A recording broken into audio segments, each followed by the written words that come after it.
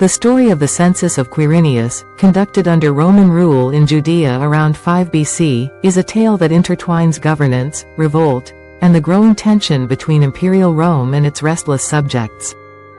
It's also famously connected to Christian tradition, where some accounts link it to the birth of Jesus of Nazareth.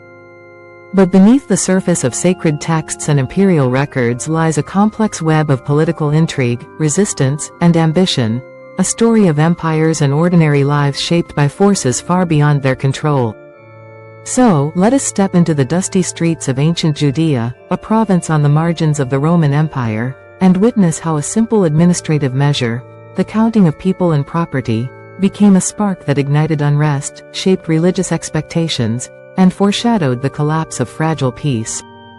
Setting the stage, a tense relationship with Rome. The Roman Empire governed its vast territories through efficient administration, military might, and local alliances. Judea was no exception. Rome had annexed Judea after the death of Herod the Great in 4 BC, dividing his kingdom among his sons. But Herod's successors lacked his cunning and political skill, leading to increased Roman interference. Judea became a hotbed of discontent, with many Jews longing for independence from foreign rule.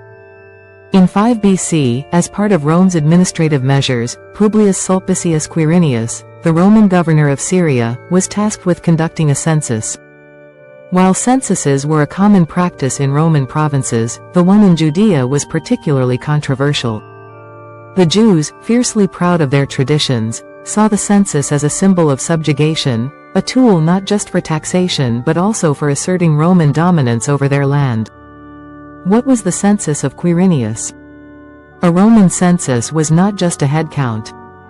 It was a detailed survey to assess property, wealth, and populations for tax purposes. Each household had to register their land, possessions, and number of dependents. In many places, this was a routine administrative act.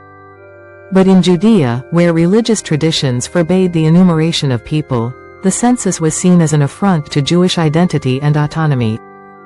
1. Purpose.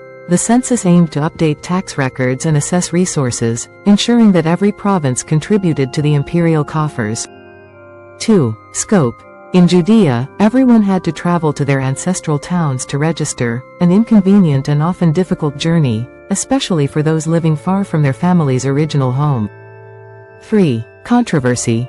The Jews viewed the census not only as a burden but also as a violation of divine law, as counting the people was seen as a prerogative of God alone. 3. This belief had its roots in ancient texts, such as the Book of Numbers.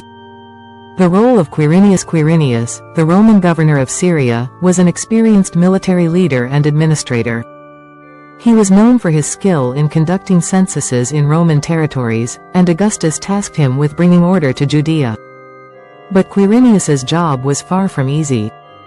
1. A fragile region. Judea was already unstable following the division of Herod the Great's kingdom. 1. His son, Archelaus, had proven incompetent, leading to his eventual removal and the appointment of Roman prefects to oversee the region. 2. Roman power versus local resistance. Quirinius had to balance the demands of Rome with the realities of governing a rebellious population. 2. For the Jews, the census was more than just an administrative task. It was a test of their loyalty to God versus their obedience to Caesar. The journey to ancestral towns. One of the most disruptive aspects of the census was the requirement that people travel to their ancestral towns to register. This policy displaced thousands of families across the region, creating significant hardship. 1. Pilgrimage and hardship. Families, including the elderly, pregnant women, and children, were forced to undertake long journeys. 1. Some traveled from Galilee to Judea, enduring cold nights and dangerous roads. 2. Connections to Christian tradition. This forced migration became enshrined in Christian lore, with the Gospel of Luke describing Mary and Joseph traveling from Nazareth to Bethlehem for the census, where Jesus was born in a humble stable. While the historical details of this connection remain debated, the story reflects the immense disruption caused by the census. Tension mounts. The people's anger boils over. For many Jews, the census was the last straw. Their frustration with Roman taxation, foreign rule, and the imposition of census laws turned into resentment and anger. Revolts were already simmering, and Quirinius's census provided a reason for further unrest. 1. Religious significance. For many Jews, the census threatened to extinguish their hopes for a messianic deliverer who would liberate them from Roman oppression. 1. The belief that a savior would rise from David's line in Bethlehem was deeply rooted, giving the census an apocalyptic undertone. 2. Anti-Roman sentiment. The census heightened the appeal of radical groups, including the Zealots, a militant faction dedicated to overthrowing Roman rule. Rebellion erupts. The revolt of Judas the Galilean. As the census progressed, Judas the Galilean, a fiery leader and founder of the Zealot movement, staged a violent rebellion against Roman authority. Judas preached that submission to Roman taxation was equivalent to betraying God. His message resonated with many Jews who saw the census as a sign of their enslavement. 1. Revolt and repression. Judas's uprising was swiftly crushed by Roman forces. 1. Many of his followers were captured or executed, and his movement was temporarily extinguished. 1. However, the rebellion planted the seeds of future revolts, including the Great Jewish Revolt of AD 66-70. 2. A martyr's legacy. Though Judas was defeated, his ideology lived on. 2. The Zealots continued to fight against Roman occupation, and their influence would grow in the decades to come. The aftermath. Roman control tightens. Despite the rebellion, the census was successfully completed. Roman officials ensured that tax rolls were updated, and the flow of revenue from Judea to Rome continued. But the aftermath of the census left a bitter legacy in the province. 1. Growing resentment. Many Jews now viewed the Roman authorities with even deeper hostility, setting the stage for future conflicts. 2. The role of Roman prefects. After Quirinius's census, Judea would increasingly be governed by Roman prefects. 2. One of these, Pontius Pilate, would later preside over the trial of Jesus. 3. The spread of messianic hopes. With each passing year, the hope for a Messiah grew stronger. 3. Many believed that a king from David's line would rise to overthrow the Romans and restore Jewish independence.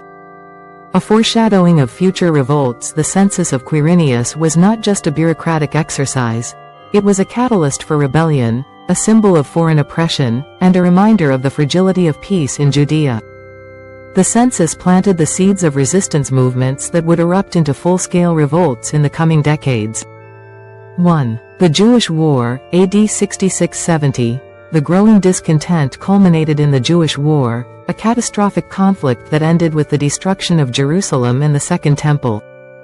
2. A lasting legacy. Quirinius's census became a touchstone for future Jewish movements and was remembered as a symbol of oppression in both historical and religious narratives. Conclusion. An empire counts, a people resists. The census of Quirinius in 5 BC was a seemingly mundane administrative act, but it was anything but ordinary. In the volatile province of Judea, it became a flashpoint for resistance, a symbol of Roman domination, and a turning point in the history of Jewish-Roman relations. It disrupted lives, fueled revolts, and became enshrined in religious tradition. The tension it ignited would burn for generations, culminating in revolts that reshaped the future of the region and the world.